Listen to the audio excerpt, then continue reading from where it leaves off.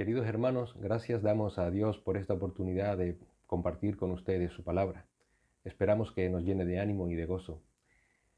Estamos en tiempos que como poco se pueden calificar de muy extraños, ¿no es cierto? Prácticamente cualquier ámbito de la sociedad está siendo dominado por la incertidumbre, por la falta de certeza, de seguridad. Todo está cambiando tan rápido que prácticamente nadie hace ningún pronóstico, ni en lo social ni en lo económico. Y nombro esas áreas porque suelen ser las que más interesan a la sociedad. ¿Qué pasará mañana? ¿Tendremos trabajo o no tendremos trabajo? ¿Cómo estará la situación? Bueno, nadie sabe realmente.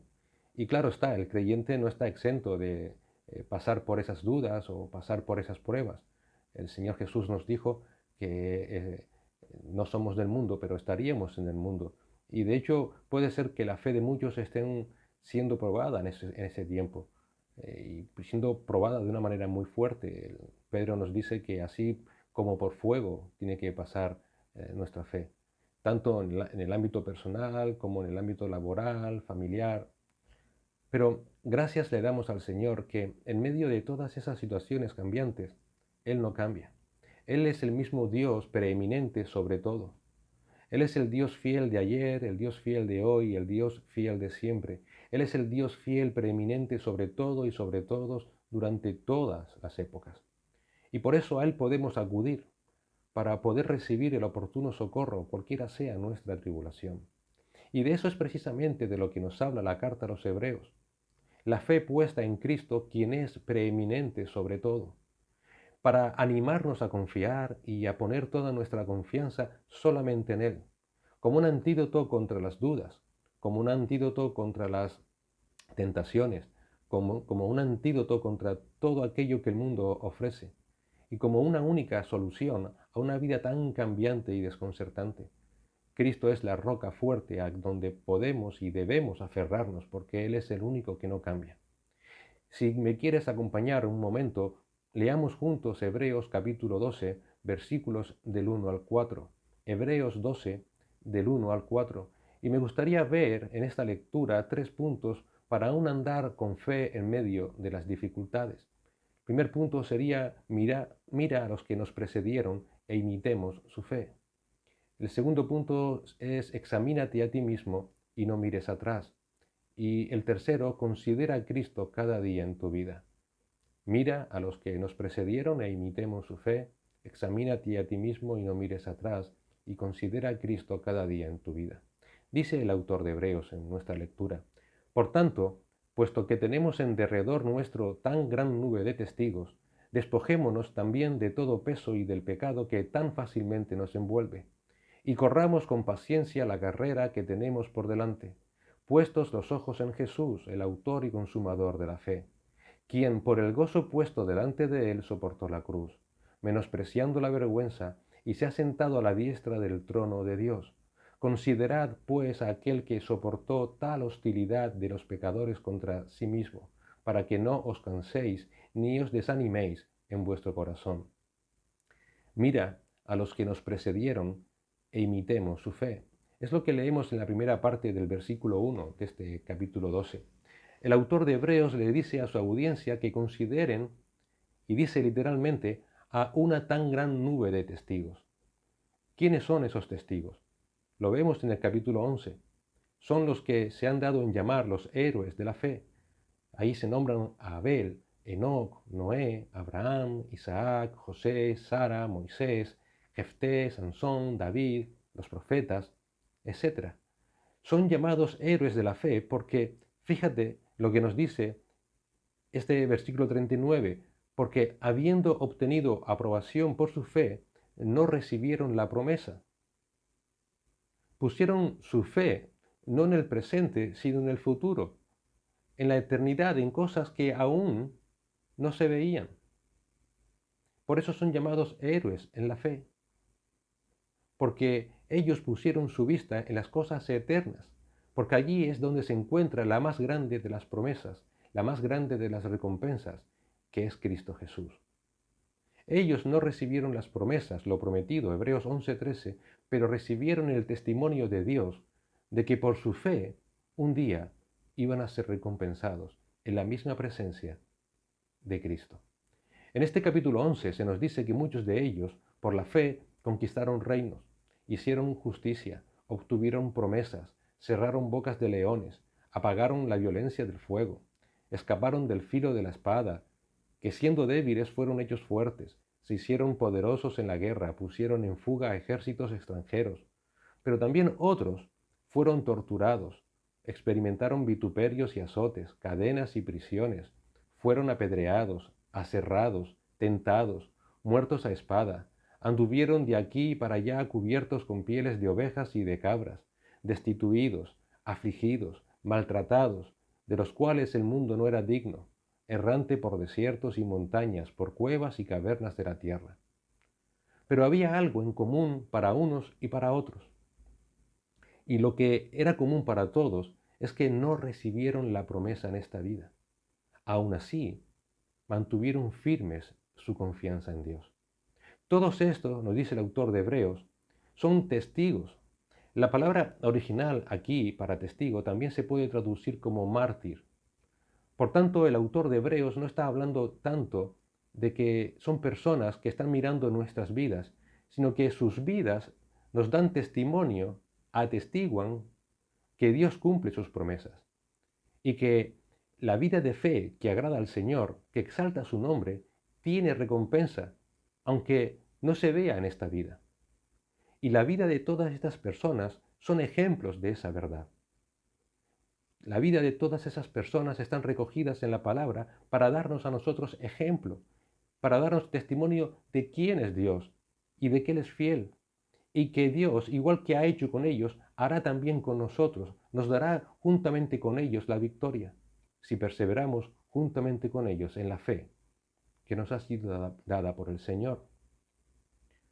Conocer la vida y las obras de todos estos héroes de la fe nos debe de alentar a seguir confiando en el Señor y en sus caminos, porque Él trata por igual a todos y cada uno de sus hijos. Él no hace acepción de personas. No somos peores que David, ni mejores que Moisés, somos iguales. Y estaremos todos juntos si mantenemos nuestra confianza, nuestra fe en Él, en Dios. Quizás no alcancemos la promesa del Señor en esta vida, pero Dios es fiel para guardar nuestro depósito hasta aquel día. Pero además nos dice el Señor, nos sigue diciendo en la segunda parte del versículo 1, examínate a ti mismo y no mires atrás. Nos dice el autor de Hebreos, despójate también. Es decir, además debes no solamente considerar lo que otros hicieron, sino que debes también quitar cosas de tu vida. ¿Qué cosas? Nos sigue diciendo el autor de Hebreos, todo peso y pecado que nos asedia. Fíjate, hace una diferencia entre peso y pecado. No especifica qué pesos son o qué pecados son en concreto. Así que está hablando de todo aquello que nos impide avanzar con fe en la carrera de la vida. Para eso, debes examinar tu vida. Tienes que identificar cuáles son esos pesos o esos pecados que impiden que tú pongas toda tu confianza en Cristo. Tienes que saberlo, identificarlos, para así poder despojarte de ellos. Pero, ¿podemos tener una idea general de a qué se refiere con lo de peso? Bueno, como dijimos antes, hace esa diferenciación entre peso y pecado, así que puede ser algo que sea legítimo, que no sea pecado necesariamente, pero que impide que dependas absolutamente de Cristo. Es decir, todo aquello que te impide depender y confiar solamente en Cristo, emociones, tus capacidades, tu autoestima, o tus recuerdos, tus anhelos, incluso tus expectativas de vida, cualquier cosa que te haga no depender y descansar solo en Cristo, es un peso del que debes despojarte. Porque nada puede ocupar el lugar del Señor, aunque pueda ser una cosa aparentemente buena y legítima. Nada, nada que te haga no mirar a Cristo para depender solamente de Él, es un peso que te asedia. Pero también debes despojarte del pecado que tan fácilmente nos envuelve. El escritor de Hebreos no menciona ningún pecado en particular, pero en el contexto de la carta de Hebreos, el contexto trata de Cristo como superior a todos, a los ángeles, a la antigua ley, etc. Y está exhortando a su audiencia a no volver a la incredulidad, volviendo a adorar a ángeles o volviendo a la ley mosaica, sino que se quiten de todo eso y que no lo busquen como esfuerzos propios para agradar a Dios, nos puede dar una idea de que está hablando del pecado de la incredulidad, del pecado de esa incredulidad que lleva a una especie de moralismo, a una especie de querer por nuestros esfuerzos o nuestras capacidades buscar el agrado de Dios. Esa actitud solo manifiesta desconfianza en Dios. Estamos diciéndole a Dios que Él no es suficiente, que la obra de Cristo Jesús no es suficiente. Estamos desconfiando de su persona, desconfiando de sus caminos, desconfiando de sus propósitos para nuestras vidas. Todo eso es pecado de incredulidad. Y recuerda que fue la incredulidad lo que impidió a Israel entrar en la tierra prometida. Y es la incredulidad lo que nos impide, por tanto, gozarnos de nuestra herencia espiritual en Cristo. Es sintomático de esa realidad el que las frases por la fe o mediante la fe se repiten hasta 21 veces en este capítulo 11. Y esto nos quiere indicar que la fe en Cristo es lo único que nos capacita para perseverar. Lo único. Todo aquello que no sea fe en Cristo nunca te hará perseverar. Nunca.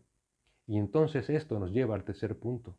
Considera a Cristo cada día de tu vida, que es lo que nos dice desde el versículo 2 al versículo 4. Y empieza diciéndonos, puestos los ojos en Jesús. Puestos los ojos en Jesús. Ese poner implica voluntad, implica confianza. De hecho, es casi una declaración de fe. Estamos declarando que nuestra vida es Cristo y que vamos a andar esperando en Cristo. No hay una mayor declaración de fe que esa. Aquel que realmente ha sido salvo por fe tiene su vista puesta en Cristo. Tiene la mirada de su vida puesta en Cristo. Esa es la fe que desciende de lo alto. Esa es la fe que realmente salva. ¿Por qué? Porque Cristo es tanto el autor de esa fe como el consumador de la misma. Es autor porque Cristo, a través de su vida perfecta y su obra redentora en la cruz, se convierte en el objeto correcto de esa fe. Porque nadie puede ir al Padre si no es solamente por Cristo. El objeto correcto de tu fe tiene que ser Cristo. Esa es la fe que salva. Por tanto, el fundamento de toda fe que salva es Cristo. Pero también debemos poner la mirada de nuestra vida en Cristo porque es también el consumador o perfeccionador de la fe. ¿Qué significa eso? El Señor Jesús fue perfeccionado mediante el sufrimiento, nos dice Hebreos 2:10. Y mediante ese ser perfeccionado en sufrimiento, nos enseña el camino de la fe que todo creyente debe andar. Y ese camino es el del sufrimiento también. El sufrimiento, por tanto, fue el camino que nuestro Señor Jesús tuvo que andar cuando estuvo aquí en la tierra, y fue un andar por fe. Él fue plenamente Dios, ciertamente, pero también ciertamente fue plenamente hombre. Y como hombre, tuvo que vivir continuamente confiando en su Padre Celestial. El Señor Jesús soportó mucho más de lo que los héroes de la fe que hemos mencionado en Hebreos 11. El Señor Jesús soportó muchísimo más de lo que jamás nosotros podamos soportar. Por tanto, es el único ejemplo perfecto que debemos imitar en medio del sufrimiento. El Señor soportó la cruz. Esto incluye no solamente el dolor físico, sino que Él cargó sobre sí todos los pecados de todos aquellos a los que Él vino a salvar. Y por cargar con todos esos pecados, Él, que era sin pecado, Él sufrió el desamparo del Padre, porque Él tuvo que sufrir toda la ira del Padre por los pecados. Sin embargo, nuestro Señor perseveró y terminó la obra que el Padre le encomendó. Y aunque los lectores de Hebreos habían sufrido persecución, aún ellos no habían resistido hasta derramar sangre, lo que nos dice el versículo 4. Es decir, ninguno de ellos todavía se había convertido en un mártir. Pero todos sabemos que Cristo en su lucha contra nuestro pecado sí derramó su sangre.